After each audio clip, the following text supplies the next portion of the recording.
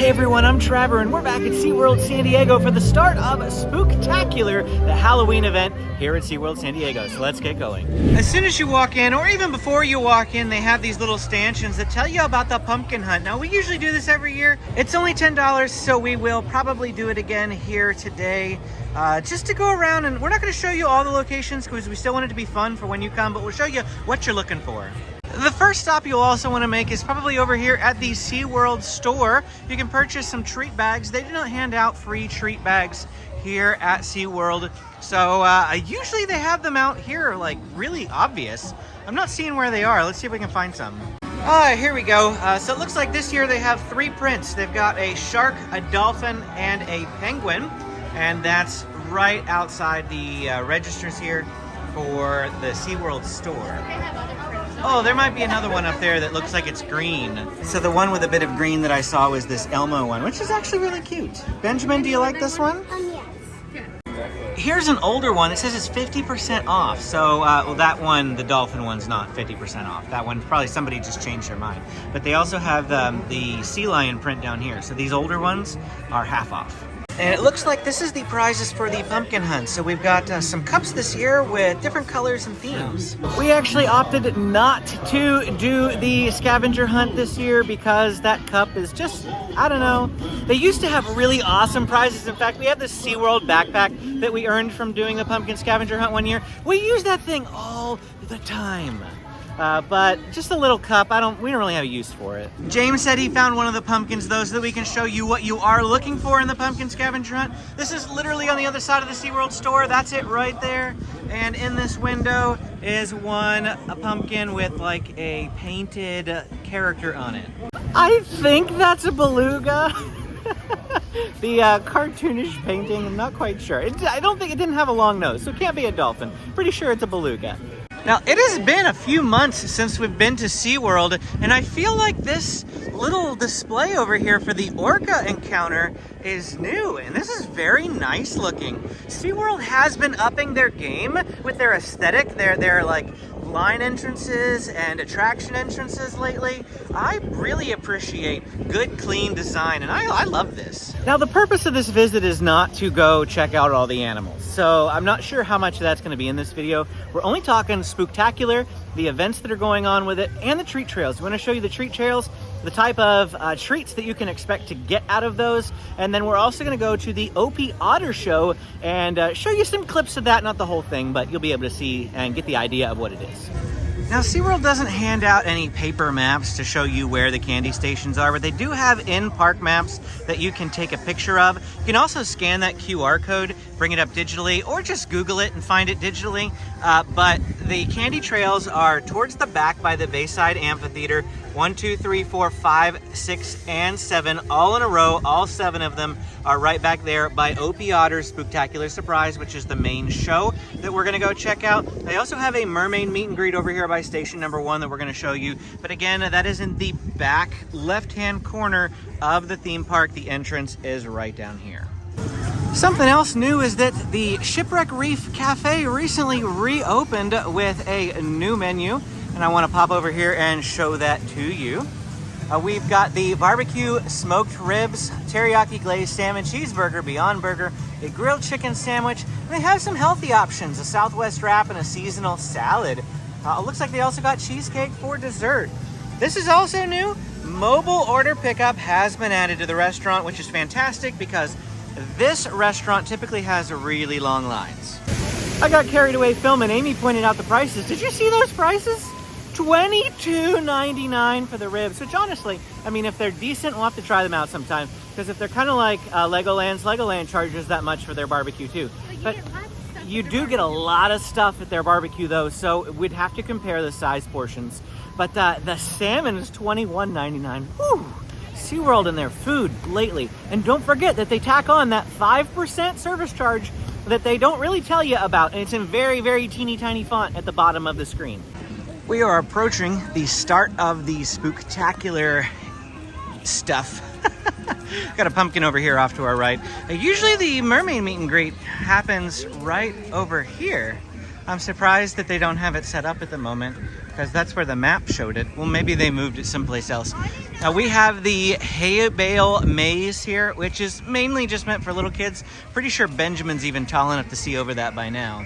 And this is our first treat trail station. All right, let's see what you get. Ooh, Starburst. Now, periodically throughout the day, they will have a dance party over here right in front of this little stage. I've also seen them do limbo here. We'll see if we can catch it a little bit later on. But the next one is going to happen at 1 o'clock, which is the same time as the Otter show that we want to go see here today. So we're not going to catch that one, but we'll see if we catch another one. My boys hopped in line for this while I was talking over there. What did you get here? This is the second one. You got, what is that? Pull it out. Santa. You got a Christmas keychain. What is this? That is not Halloween food. Oh, you did get a sucker? Yeah. Okay, but got a couple. why did we get a Santa keychain? Here is the mermaid meet and greet. It actually says Mermaid Cove. So there is a time at 1:30, 2:30, 3:30, 4:30, and 6:15 for Mermaid Cove. Here's the third candy station over here by Manta. What'd you get this time, bud? Smarties. Ooh, that's a good one. I love Smarties. And here's our fourth station. There's hardly any lines. Just so you're aware, the candy trails start at 12 p.m. on Saturdays and Sundays and at 4 p.m. on Fridays, and they go till park close. Park close is going to change once Hallow-Scream starts. The park will start closing at like 5 or 6 in the evening. Right now it's a little bit later. I got gummy bears. Oh, did you? Ooh, Haribo gummy bears. Hallow-Scream kicks off on Friday, September 29th. We'll be here.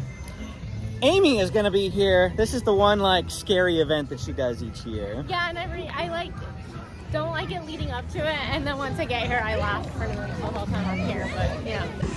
And I've lost track. Is this our 5th treat trail now? Ooh. What'd you get here? Nerds. Nerds.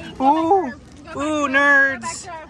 They've got decent candy this year. Smarties, Haribo gummy bears, nerds. I'm still looking for my Butterfingers. This is the only theme park that hands out Butterfingers for Halloween, and I really hope that they're still doing it. And here's our next one as we get closer to Otter's Mission Bay Amphitheater. We're gonna see what they get here. This time they got Sour Punch straws. They are really handing out good candy this year. I am impressed. This year they also made the candy trails really, really simple. You don't have to go all over creation looking for them and being confused. They're all in a row, which I actually really like as a parent. It's just easier to go from one to the next without having to hunt for them. What'd you get this time? More gummy bears. Oh yeah, and I just noticed your pin. This is a birthday boy pin because it's your birthday today. And before we finish up the treat trails, we'll come to the Mission Bay Amphitheater for Otter's Spooktacular surprise at 1 o'clock. It's currently 12:35 and there is no line. I've seen lines queued up to come into this place before. Not so, at least right now, 25 minutes before the show, we're gonna go head on in and find a spot to sit. Well, there's definitely hardly anybody in here right now. Well, the kids wanted to sit in the front row, so here we are. Are you ready? There's a bubble machine right here, and they're hoping that it spits bubbles at them. Hello, friends, Batsicles! Happy Halloween! My name is Sam. How's everybody doing today? Ding dong, trick or treat, walking up and down the street. Halloween night is way too cool. Halloween rules! It won't be long until our guests arrive. I'm so excited.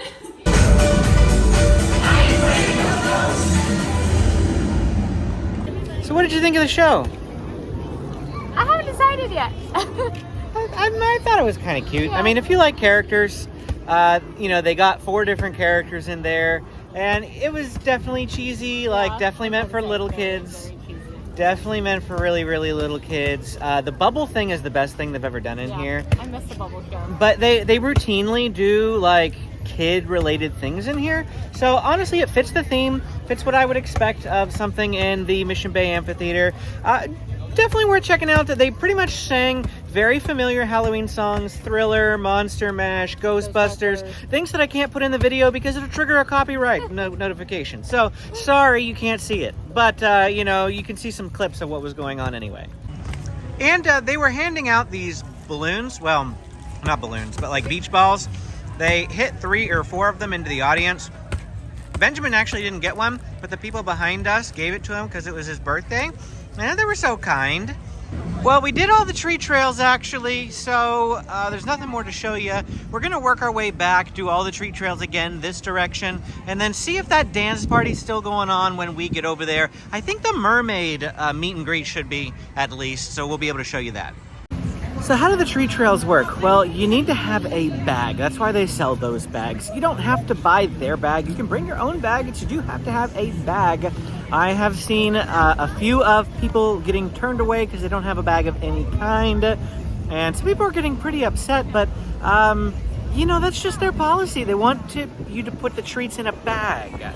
They don't want to just hand them to you. They send them through the little slider. So make sure you bring a bag or purchase a bag here. The dance party is still going on over here, so you can see the dance party.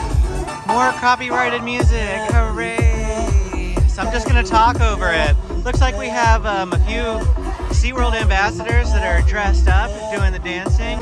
It is 1:28 and Mermaid Cove opens in 2 minutes, and there's quite a line. So if you are intending to come meet a mermaid, might want to get in line a little early. We got the Scarecrow crew coming in, hello! They're joining the dance party. Yeah, dance it up. Can we do the maze? Oh, yes, we can do the maze. Did you get more candy? Hey, maze. Okay, here we go. We'll go through it. I showed it to you earlier, but we'll go through it. There goes Benjamin. He's out before I'm even in. I think, yeah, James is definitely tall enough to see over. He can just see right over.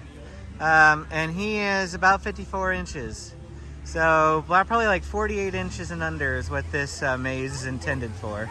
The mermaid has arrived. So they're getting ready for their meet and greets over here. Hello! You can come meet the mermaid. And there's the line over there. How many times did you go through that maze? 3 times. Was it fun? Yeah, I win. You won. Did you beat James? I went 3. You went 3 times too? Well, I think that's everything that they had for the Spooktacular. It seemed a bit pared down this year. They had some like snacks and stuff back there. At Did they? that food place right next to one of the candy stations, they had like candy apples and Oh, so they like did have a Jello place? cups, I must have missed it. But it wasn't really anything like, ooh, you gotta try it.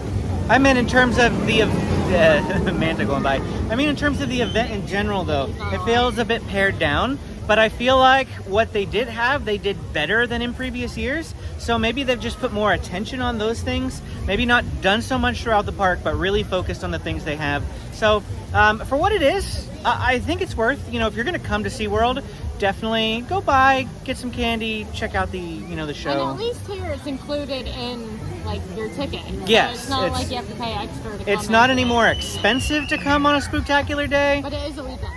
But it is a weekend, yeah, so it's going to be a bit busier. But I mean, honestly, the park's not too bad. At least not back here. We haven't been to the rest of the park A yet. couple of the candy trails, when we went by the second time, we're starting to get longer lines. So By longer lines, it's going to take you 45 seconds instead of 10 seconds. It wasn't bad.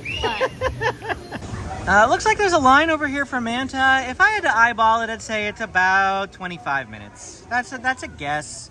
I could be wrong. It could go faster than that. It might be like 15. I don't know. It depends on how many vehicles are running and how many quick queue people come through the line.